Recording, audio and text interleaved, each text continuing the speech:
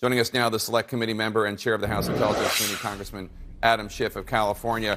Mr. Chairman, you really put the Justice Department on blast over its handling of January 6th. There are signs that the Justice Department's investigation is ramping up, but it seems like you think it may be too little, too late. What more do you want Garland and the DOJ to be doing that they're not doing, apparently? Well, I hope it's not too little, too late, but it has been very slow, in my view, in coming. We're now more than a year and a half after the events of January 6th, and still there seem to be, at least from what we can gather in the public record, areas that the Justice Department hasn't fully investigated. The Justice Department knew, for example, that Donald Trump was on the phone to the Secretary of State in Georgia, demanding that Secretary find 11,780 votes that don't exist. And had that information for a long time, and I don't think that should be left to the Fulton County District Attorney alone. Now, it may be that they are pursuing that, and it's just been pursuing it very diligently and very quietly, but it also may be that they've been very tenuous in not feeling the sense of urgency that many of us do about pursuing justice when it comes to all of the multiple lines of effort to overturn the election.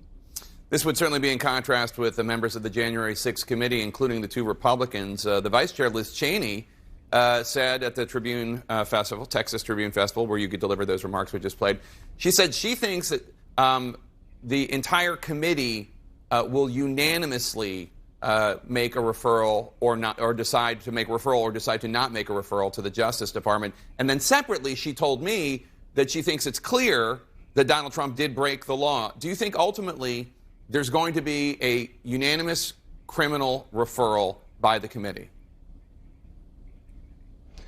We operate with a high degree of consensus and unanimity. It will be certainly, I think, my recommendation, my feeling that we should make referrals, but we will get to a decision as a committee, and we will all abide by that decision, and I will join our committee members if they feel differently. But look, I do agree, as the Judge Carter in California wrote in multiple opinions, there have been several laws broken, and it is, I think, apparent that there is evidence that Donald Trump was involved in breaking several of those laws. And I think when Congress does find evidence that people have broken the law, it is not always the case that it makes a referral, but in circumstances like these, I think that's the better part of the argument. Congresswoman Cheney also said at the Texas Tribune Festival that the committee has obtained 800,000 Secret Service communications from the period surrounding January 6th. She suggested that they indicate that not every Secret Service agent that has testified has told the truth. Can you tell us what the messages show? Do they back up the story that Cassidy Hutchinson said, that then White House Deputy Chief of Staff Ornato told her that there was a violent confrontation between President Trump and his Secret Service detail in the presidential vehicle? I found her enormously credible and courageous as a witness. I have yet to see anything that has dissuaded me from that view, that she was being candid with what she saw and what she was told by others. So I have remained, very confident of her testimony and what she said. And yes, I do have questions about the testimony of others and whether they show the same candor. In terms of the records that we've obtained, we are still going through them because they are very voluminous. I will say they're not a substitute for having the text messages that were apparently erased from those devices. And we are still investigating how that came about and why that came about. And I hope and believe the Justice Department on that issue is also looking at whether laws were broken and the destruction of that evidence. But we do have a mountain of information that we need to go through.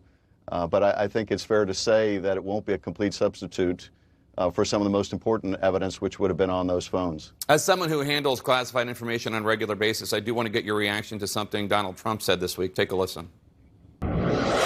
There doesn't have to be a process, as I understand it. There's different people say different things, but as I understand, there doesn't have to be. If you're the president of the United States, you can declassify just by saying it's declassified, even by thinking about it. Is that how it works, sir? No, that's not how it works. Those comments don't demonstrate much intelligence of any kind. If you could simply declassify by thinking about it, then frankly, if that's his view, he's even more dangerous than we may have thought, because with that view, he could simply spout off on anything he read in the presidential daily brief or anything he was briefed on by the CIA director to a visiting Russian delegation or any other delegation, and simply say, well, I thought about it, and therefore, when the words came out of my mouth, they were declassified. No, people work hard to get that information. People put their lives at risk to get that information. That information protects American lives. And for him to treat it so cavalierly shows both what a continuing danger the man is, but also how very little regard he has for anything but himself. Take a listen to what former Republican congressman and former advisor to the January 6th committee, Denver Riggleman, told 60 Minutes. You get a real aha moment when you see that the White House switchboard had connected to a rioter's phone while it's happening. Someone in the White House was calling one of the rioters while the riot was going on? On January 6th, absolutely. Now, CNN's reporting is that the call lasted only 9 seconds and was not placed by a White House switchboard. It was a landline call from the White House to a cell phone registered to a rioter. Do you see this call as significant to your investigation? I can't comment on the particulars. I can say that, each of the issues that Mr. Riggleman raised during the period he was with the committee, which ended, quite some time ago, we looked into. And one of the things I think that has given our committee credibility is we've been very careful about what we say, not to overstate matters, not to understate matters. And without the advantage of the additional information we've gathered since he left the committee, I think poses real risk to be suggesting things. So we've looked into all of these issues. Some of the information we have found in various issues we'll be presenting to the public for the first time in the hearing coming up. It will be the usual mix of information in the public domain and new information woven together to tell the story about one key thematic element of Donald Trump's effort to overturn the election. So your committee is going to hold its first public hearing in more than 2 months coming up. How much new information are we going to see Wednesday, and what will the focus of the hearing be? We're not disclosing yet what the focus will be. I can say that as this may be the last hearing of this nature, that is one that is focused on sort of the factual record, I think it'll be potentially more sweeping than some of the other hearings. But it, too, will be, very thematic. It will tell a story about a key element of Donald Trump's plot to overturn the election.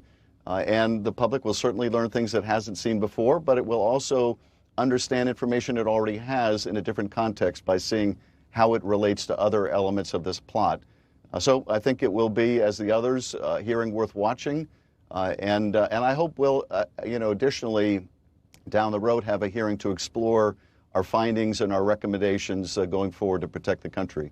All right. The chairman of the House Intelligence Committee, Congressman Adam Schiff, Democrat of California, thank you so much for your time today, sir. Appreciate it. And make sure to tune in Wednesday.